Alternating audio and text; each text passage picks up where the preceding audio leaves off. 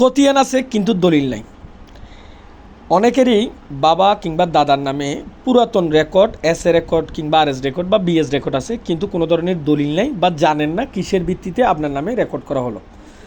তাহলে এখন যেহেতু সামনে বিডিএর জরিপ আছে কিংবা কেউ আপনার বিরুদ্ধে রেকর্ড সংশোধনী মামলা করলো, এখন আপনাকে দলিলটা বের করতে হবে বা সূত্র বের করতে হবে আপনার পূর্বপুরুষ বা আপনার বাপদাদা কিসের ভিত্তিতে উক্ত রেকর্ডের মালিক করলো।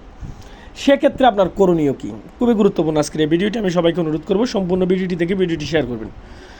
মূলত যাদের এরূপ সমস্যা আছে, খতিয়ান আছে কিন্তু দলিল নেই, আপনারা চাইলে খতিয়ানের ওয়ার্কিং ভলিউমের ড্রাফট বা সূত্রপর্চা উত্তোলন করতে পারে। ওয়ার্কিং ভলিউমের ড্রাফট বা সূত্রপর্চা উত্তোলন করলে মূলত লাভটা কী? ওয়ার্কিং ভলিউমের ড্রাফট বা সূত্রপর্চা উত্তোলন করলে লাভটা হচ্ছে, যদি আপনার পূর্বপুরুষ দলিলের মাধ্যমে রেকর্ডের মালিক হয়ে থাকে তাহলে অবশ্যই কত নাম্বার দলিল, কত সালের দলিল, এই তথ্যগুলো পাওয়া যায়। আর যদি দলিলের মাধ্যমে মালিক না হয়ে যদি অন্যভাবে সম্পদের মালিক হয়ে থাকে, যেমন কোনো ধরনের মামলার রায় কিংবা অকশন পর্বস বা নিলামকরি সূত্রে কিংবা অ্যাক্সেস প্রপার্টিতে যদি কোনো ধরনের মালিক হয়ে থাকে বা যৌক্তিক কোনো ডকুমেন্টস বা বৈধ কোনো ডকুমেন্টসের দ্বারা যদি মালিক হয়ে থাকে, তাহলে অবশ্যই দলিল নাম্বারগুলো পাওয়া যাবে।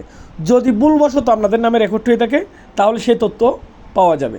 কারণ রেকর্ড বিভিন্নভাবে হতে পারে, রেকর্ড শুধুমাত্র দলিলমূলক হয় এরকম কিন্তু না, রেকর্ড বিভিন্নভাবে হতে পারে। সুতরাং ওয়ার্কিং ভলিউমের ড্রাফট উত্তোলন করলে কিসের ভিত্তিতে রেকর্ড